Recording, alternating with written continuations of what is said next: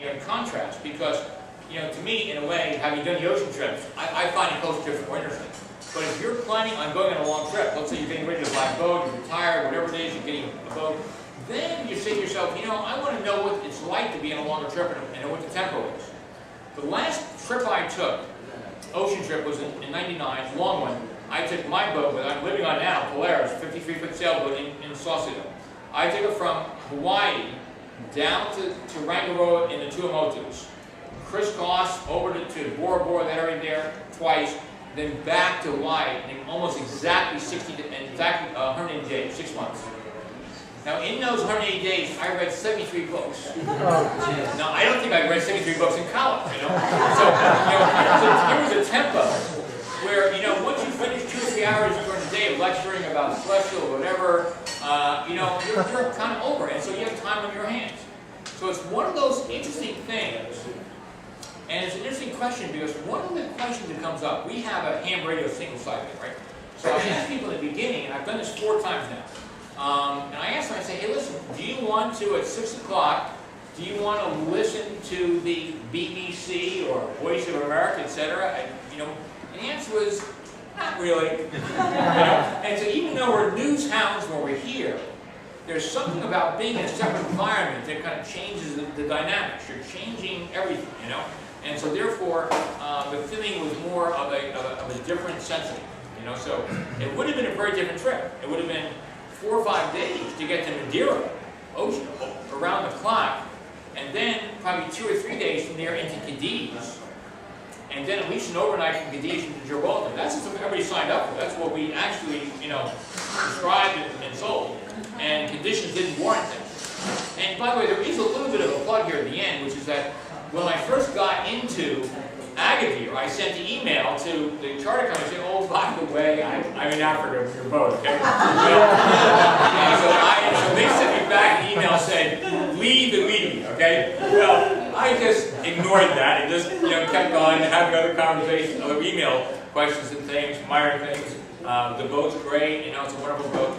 And so, and then when I finally got into this, so they weren't very happy at the beginning. But anyway, we got a call about a month ago, about 5 or 6 weeks ago, and they realized that we had taken this boat all the way up there, and we never had any emergency calls. We never asked them for help. We delivered without a scratch, and would I be interested in taking and doing another delivery for them? So sure enough, we booked in 2010. We're not doing the same trip. We're doing the reverse downwind. So your trip was actually a delivery. A delivery. A delivery. So I was wondering how they got the boat. We paid for that. We paid for that. But it's still a delivery. So they're getting, it's a lower price, but they're getting delivered. So now we're taking the boat October 30th of 2010, which is what, a year and so many days? A year and 8 days? We're taking a boat from Mallorca to Gibraltar. And second leg is Gibraltar down the coast to throughout Morocco to Gran Canary again.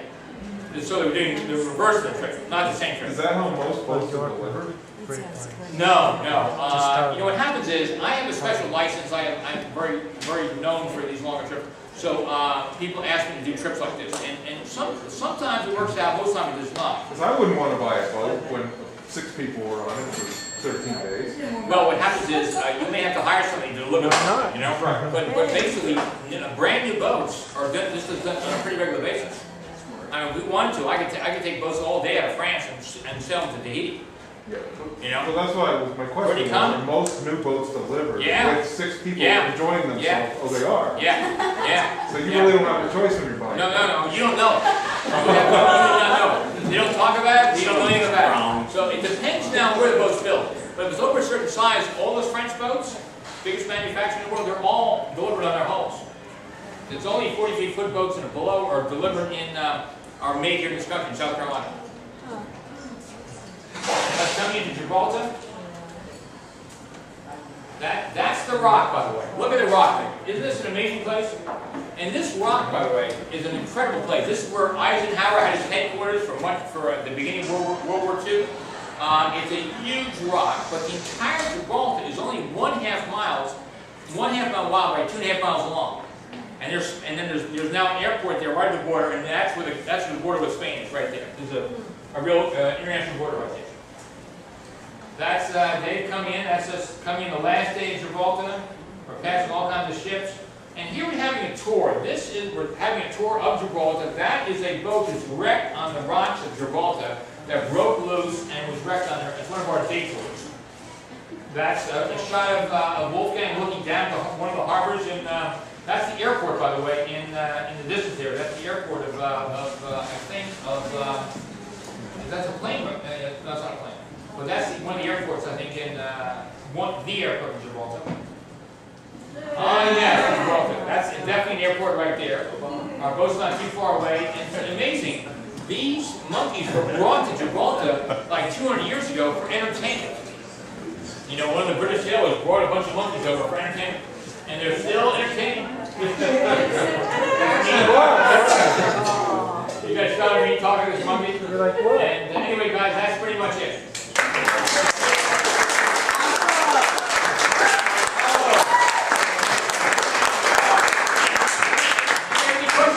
Any questions about any of this at all? What's the food cost like? The what? Food cost. The restaurant. There's a lot of really good The food is, this is a very cheap trip, relatively speaking, cheap trip. It was probably, the restaurants, like a Rick's Cafe thing, it's probably $50, $60, $65 a piece by the time you finish the wine and everything else, okay? We don't have to worry about wine when we're not driving home, okay? So we have cab, okay? So, and that fancy hotel Tangier is pretty expensive. But the food to buy was relatively inexpensive around, okay? Agadir, you could choose your places, you know, and see what tends to happen. And we talked to a number of people that were cruising around or actually traveling. What happens if you're just there for a city for one day? Yeah, Mark, you know the same thing. You go to the nearby place, don't you? You pay top dollar because, you know, you're hungry. The place is right over there. There's two places right here. You choose those places. However, if you're there for a number of days, well, you're going to hunt around, aren't you? You're going to find out the back door places, different things, talk to some fishermen, buy a piece of fish.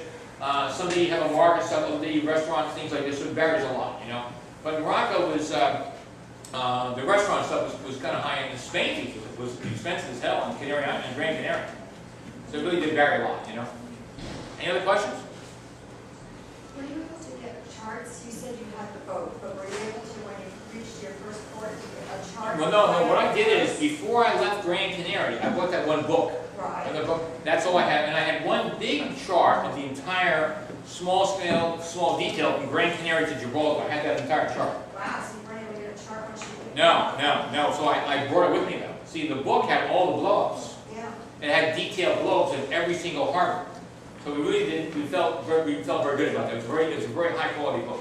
About 75, 80 bucks. Yes, Mark? Part of this, how did you get to Grand Canary? You flew in from where? Oh, I flew in from, I think, Frankfurt or Madrid. Yeah, so we just flew in there. That's our normal pattern. We fly in, you know, kind of thing.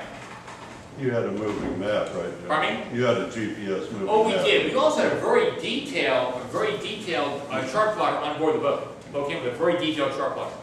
We have GPS. We have 3 or 4 GPSs on board, things like this. Navigation is not that tough. The key about navigation really is when you're in the harbors almost, you know. That's where the danger is, when you're near the rocks and things like this. Especially a place like Assuera, where it's very rocky, very difficult, and you have to know how to use the instruments to get in there safely, etc. And apparently the charter companies had some serious problems in the past, and that's why they booked us for the second trip here. But Morocco is a fairly treacherous area, quite frankly, you know. Quite a treacherous place. Any other questions? Which charter company is that, John? It's called Viva, very high quality company, VIVA. It's a Spanish charter company. They're based out of New York. But it's a great trip. And of course, at the very end, when a new group came in, we had 3 days of nice weather. The moment they came in, they're coming down the dock, is blowing 50 knots, okay, in the wrong direction, okay? And the second group was here, it's 50 knots. And so everybody saw the problem, okay, we can't possibly sail. We spent 2 days stuck in harbor in Gibraltar with this group. And then later we moved out of there and made our way to Mallorca. We went around the coast of southern Spain, through Ibiza, and then into Mallorca, you know, at the end. Guys, listen, thank you very much.